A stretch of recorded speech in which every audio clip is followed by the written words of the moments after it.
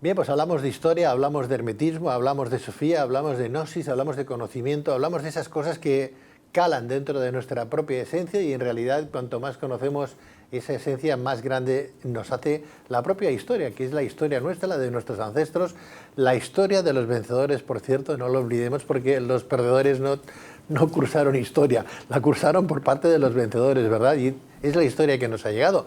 Pero bueno, queremos desmitificar también este proceso televisivo que también los perdedores tuvieron su propio proceso y tienen su propia historia, aunque sea de perdedores. Pero no vamos a hablar de esas batallas que ha cursado la humanidad, sino vamos a hablar de conocimiento y de simbología hermética con un experto en esta materia. Les hablo de el profesor Luis Silva, licenciado en Derecho y posgrado, superior en Dirección y Gestión de Seguridad Pública, inspector de policía, divulgador de la alquimia, conferenciante y escritor.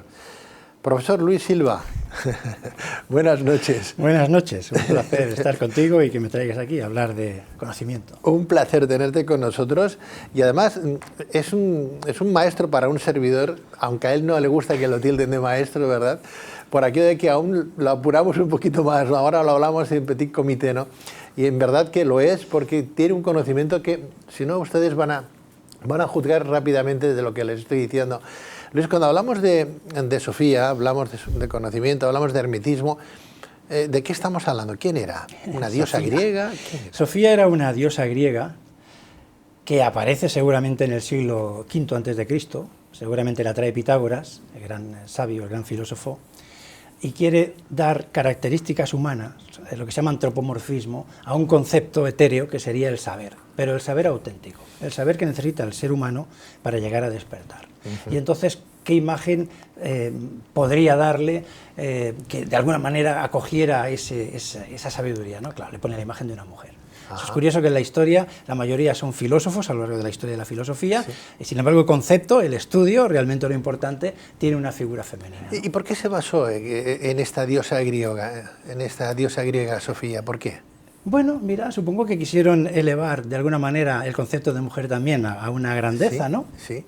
Y en segundo lugar, manifestar en esa forma humana y en unos atributos, como hace el arte generalmente, sobre todo en el Renacimiento, vemos a los santos, vemos todo lo que tiene un cierto saber, ¿no? Como está rodeado de atributos, ¿no? Y curiosamente ellos deciden, seguramente en el pitagorismo con Pitágoras, establecer una forma de conocimiento en forma humana, para manifestar de alguna manera con los atributos y lo que ella misma representa, el saber. Pero había más diosas. Sí, claro. Pero sexo femenino. ¿Y por qué? ¿Qué tenía de particular Sofía, por ejemplo, como para marcarla? Hombre, porque Sofía es el conocimiento con mayúsculas, es el saber. O sea, Sofía ya en sí, no es que ese atributo se lo diera Pitágoras, no, es que ya lo traía como diosa griega. Claro, o sea, Pitágoras viene de sus viajes por Egipto, él estuvo 22 años allí, estuvo en una escuela de misterios con sacerdotes de Tebas, dicen, o al menos él no escribió, generalmente los maestros no escriben, los demás son los que escriben sobre él, ¿no? Y él coge todo ese conocimiento que adquirió y lo traspasa en algo que sea familiar para nosotros, ¿no? Y de alguna manera dice, pues un dibujo de una mujer. Tenemos, por ejemplo, aquí el Pantocrátor de Boïtaúl, que lo tenemos aquí en el Museo Nacional de Arte de Cataluña, que invito a la gente que lo vaya a ver porque es precioso, y es una manera de poner también a Dios, al todo, a los nombres que le queramos dar, le dan también una figura antropomórfica, es decir, le ponen una figura humana. ¿Para qué? Para que nos sea a nosotros más asequible. Es curioso, Luis, porque esta Sofía, esta diosa griega, aparece también en Notre Dame de París. Pues fíjate, una figura pagana, que eso es lo que tiene narices, porque la gente tiene que pensar que cuando llegas a la fachada de la Catedral de Notre Dame de París, la fachada principal de la puerta oeste, hay un tripórtico, mucha gente ha ido a Notre Dame de París, mira, ahí tenemos la foto, ¿no? Ahí vemos las tres puertas, si tú te vas a la puerta central y te vas al medio, ahí, concretamente, que es donde la tendencia te lleva a ti a entrar, en el punto de equilibrio, justamente ahí, en el pilar central, hay una medallita. ¿Y quién hay ahí? Sofía. Es decir, esa hermosa mujer está ahí sentada. O sea, date cuenta, una figura pagana, no está la Virgen María aquí. Claro. ¿No? Que sería la que tendría que... Es Notre Dame, es Nuestra Señora. Al final estoy pensando si se refiere a Notre Dame, a Nuestra Señora, a la Virgen María o realmente... A Sofía. A Sofía, porque quien te está recibiendo en la puerta... Es ella. Es ella. Es el conocimiento. Permíteme, Luis, porque tenemos esa imagen en pantalla y no me gustaría que, ya que se ve tan bien, que vean nuestros telespectadores que esa Sofía, ese conocimiento, esta diosa griega, tiene una serie de características, de signos o símbolos, unos atributos que la identifican muchísimo mejor si hablamos de ellos, ¿no? Claro.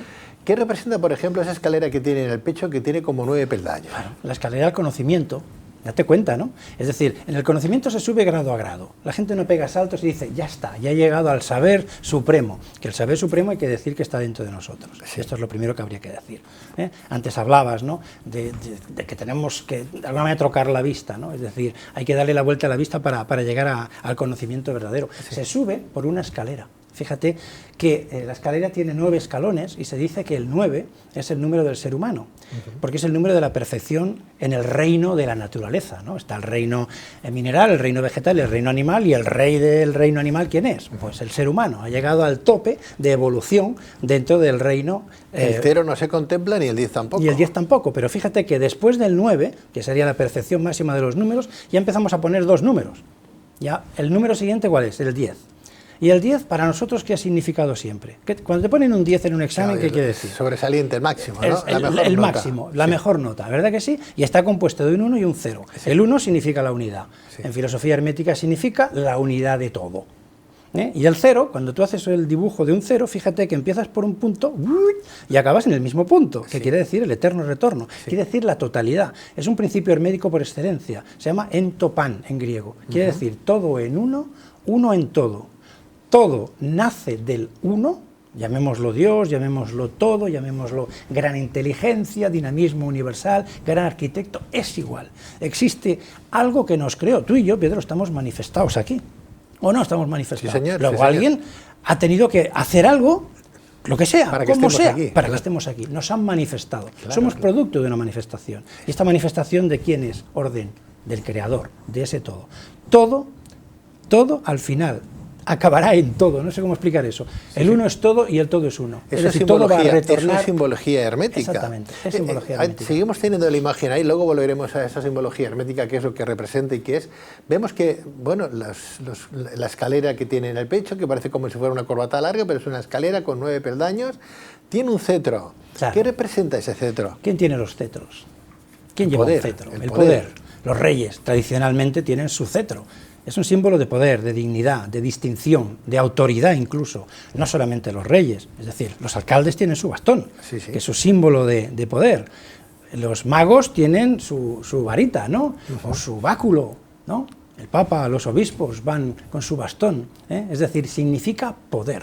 ¿Poder sobre...? ¿Sobre qué? Aquí hay 2 cosas a tener en cuenta. La primera, ¿cómo dice esa frase? Dice, quien tiene el conocimiento tiene... el poder. O sea, el que sabe más que los demás tiene un poder sobre los demás. Quien tiene la información tiene... Quien tiene la información... tiene el poder. Pues tiene el poder. Pero también se dice, por ejemplo, de Pitágoras, que era taumaturgo.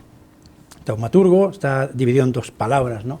Que significa hacedor, por un lado, de cosas maravillosas o de maravillas. Es decir, un mago de la antigüedad. Es decir, una persona que hacía milagros. Muy bien. Una persona con poderes. O sea que Sofía... El conocimiento da la autoridad. Cuando entramos en el mundo de la alquimia nos dice que el que tiene el conocimiento auténtico y el que ha conseguido el objeto de su búsqueda, que es la piedra filosofal, llega a tener poder. Es decir, llega a poder sobre la materia. Fíjate que estoy diciendo, eso es muy... es duro decirlo. Poder sobre la materia. Es decir, cambiar la materia. Permíteme, estamos viendo ahora... no sé si es la misma escalera, una representación de ese poder. De las representaciones de la escalera, por ejemplo, ¿no? Que aquí es de Ramon Llull, ¿no? Y es así mallorquín, pero bueno, su padre era catalán, era de aquí de Barcelona. La creación del mundo, según este gran autor, ¿no? Del siglo XIII, ¿no? Sí, exactamente, ¿no? Y fíjate, pues como él, en su libro La Nueva Lógica, lógica viene del logos, que significa Dios, y entonces aquí hay una escalerita donde se ven los diferentes reinos, se puede ver las piedras, que son el reino mineral, se pueden ver los árboles, que es el reino vegetal, vemos un león, que es el rey del reino animal, luego vemos un señor, que es el rey de los humanos, por decir así, del reino en realidad animal, y luego aparece un apartado que dice coelum, cielo, el mundo de los ángeles, como si hubiera algo encima nuestro, que fuera angélico, y al final de todo aparece un palacio y una cinta que dice, aquí, donde Sofía tiene su morada, está Dios, ¿sabes? Es decir, hay una relación estrecha entre Dios y Sofía, entre Dios y el conocimiento. El que tiene el conocimiento de verdad, no el conocimiento humano, mundano, que todo el mundo conoce. El que tiene el verdadero conocimiento, ese va a conocer a Dios. Qué bonito lo que dices, porque a veces nos separamos un poquito, ¿no? Es curioso porque parece que llevar hoy una figura de Buda, ¿no? No sé, es como algo muy bonito y no tiene parece como que no tuviera ninguna carga simbólica, ¿no? Y no pasa nada, pero si ponemos en la carpeta estudiantil, ¿no?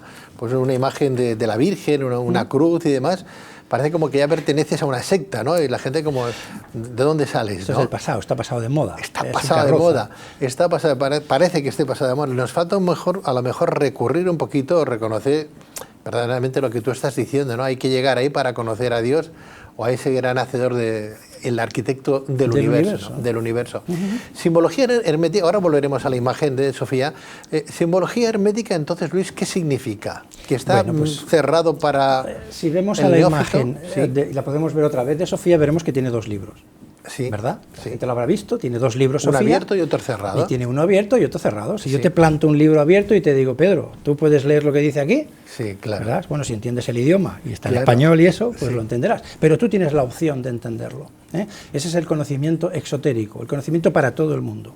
Pero un libro cerrado en simbología hermética nos quiere decir, ahí no tienes tu acceso. Ahí solamente tiene acceso los iniciados. Es el conocimiento esotérico. El de antes, el abierto, es el exotérico y el cerrado es el esotérico. Uno escrito con S y otro escrito con X. Con X. ¿No? Cuando tú buscas en una buena enciclopedia, una Larousse, por ejemplo, una buena enciclopedia, el concepto esotérico, con S, te dice conocimiento íntimo, profundo, reservado exclusivamente para iniciados. Ahí no puede entrar todo el mundo. Y eso viene también de Pitágoras.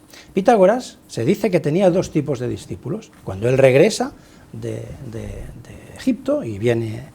y se instaló en Italia al final, y montó allí una escuela, él tenía 2 tipos de discípulos. Unos eran pues como los hijos de los que podían ir a la escuela y les enseñaban cosas hasta cierto nivel, y luego estaban los preferidos del maestro. Aquellos que el maestro decidía, bueno, estos están capacitados para entrar a una enseñanza superior, ¿no? Los generales, los alumnos generales, eran llamados acusmáticos, es decir, de acus, acústico, ¿no? Los que oyen. Y los que iban a la otra sala, a la sala esotérica, eran llamados matemáticos, de la palabra matema. Matema en griego significa conocimiento. Por tanto, fíjate que había 2 tipos de discípulos. Pitágoras tenía muy claro que todo el conocimiento no era para todo el mundo. Todo el conocimiento de verdad no es para todo el mundo. Esto lo refleja también muy bien Sofía, cuando aparece en la imagen con unos labios cerrados. No cerrados, no, parece que los muerde. Vamos a ver si podemos ver de nuevo esa imagen de Sofía, esta diosa griega, que la podemos ver en capiteles, como hemos visto. Bueno, ahí la tenemos. Esta es en otra, es otro icono, ¿no? Es una imagen de Rada de Landsberg, una abadesa del siglo XII o XIII, que escribe pues, un libro que se llama El Huerto de las Delicias, ¿no? El Huerto de las Delicias es el palacio de Sofía que hemos visto antes. Es el lugar donde al final llegan los sabios que han llegado al final, ¿no? Gracias al conocimiento. Esta es la Sofía de antes, pero con otro tipo de representación. Esta es otro tipo de representación, que es muy interesante porque, fíjate, cuando vino Pitágoras de Egipto y nos trajo la filosofía, hay que pensar que filosofía la crea Pitágoras, dice en la palabra, construyendo 2 palabras, Sofía, que ya hemos visto que es la imagen del saber, personificado en esta mujer, y la palabra filo. La palabra filo significa enamorado de amor, por tanto enamorado de Sofía o, en fin, amor a Sofía. Ese es el verdadero filósofo. Un filósofo que no está enamorado del saber o del conocimiento, que no quiere saber más y saber más y saber más sobre sí, qué hace aquí, a qué ha venido, qué tiene que hacer. Las 5 W que nos enseñan de alguna manera, ¿no? De dónde vengo, a dónde voy, qué hago, quién soy, ¿no? Exactamente, todo esto tiene que tener una respuesta, ¿no? Claro. Entonces, fíjate que aquí, en la imagen de Sofía de antes, de Rada de Landsberg, aparece corona. Es decir, ahí la tenemos, una corona con 3 caras. La gente, ¿no? Pues claro, verá que hay 3 cabezas arriba, Sí. ¿no? Y esas 3 cabezas tienen 3 nombres, cada una de ellas, ¿no? Sí. Cuando trajo Pitágoras la filosofía aquí, el conocimiento lo dividió en 3 partes. Lo dividió en lógica, en física y en ética. Lógica, lo hemos dicho antes, es el conocimiento del logos, o todo lo que ellos podían entender o llegar a saber sobre el logos, sobre Dios. Antes hemos hablado de algo muy claro. Somos personas manifestadas. Sí. El mundo entero está manifestado. Esas son las cosas que se enseñaban en la escuela. Hay que manifestar para que las cosas lleguen. Hay que pensar en positivo para que te vengan las cosas que quieres. ¿Sí? Manifestar. Pues entonces ellos estudiaron más o menos cuáles eran las funciones de ese logos. Por ejemplo, no solo manifestar o haber hecho la creación, sino, fíjate, sustentar su creación. Hace falta una energía de base que sustente la creación. Si tú y yo no tenemos una energía de base, no estamos.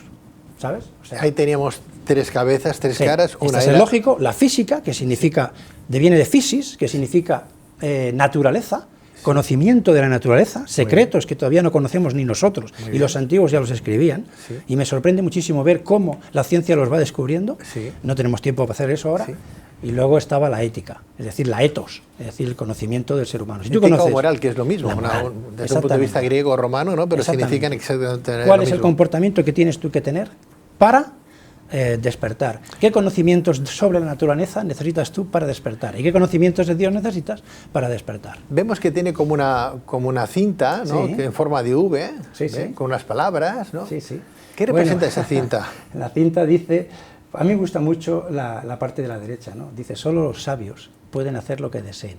Solo los sabios pueden hacer lo que deseen. Volvemos otra vez a la palabra taumaturgo. Que significa mago, que significa hacedor de milagros. Es decir, el que tiene el conocimiento tiene el poder. Y a la izquierda dice que todo el conocimiento emana de Dios. O sea, necesitamos acceder de alguna manera a ese conocimiento que te explican, como dice Plotino, tienes que trocar tu vista, dice Plotino. Estamos acostumbrados a ver fuera y no estamos acostumbrados a ver dentro. Troca tu vista, dice, y encontrarás lo que todo el mundo tiene, pero muy pocos ven. Una cosa es ver y otra cosa es mirar, Luis. Eso también, no es lo mismo. No es lo mismo. ¿Es verdad que la palabra catedral viene de ella? Claro, fíjate, estamos en la puerta, nos recibe en la catedral y viene de la silla donde ella está sentada. Sofía está sentada en una silla especial, con apoyabrazos. En la antigüedad, en Grecia o en Roma, los alumnos no podían estar sentados en una silla así, tenían que estar en un banco y por debajo de la altura del maestro. El maestro estaba sentado en una silla así. Sofía está sentada en una cátedra, viene de la palabra cadera, en catalán cadira.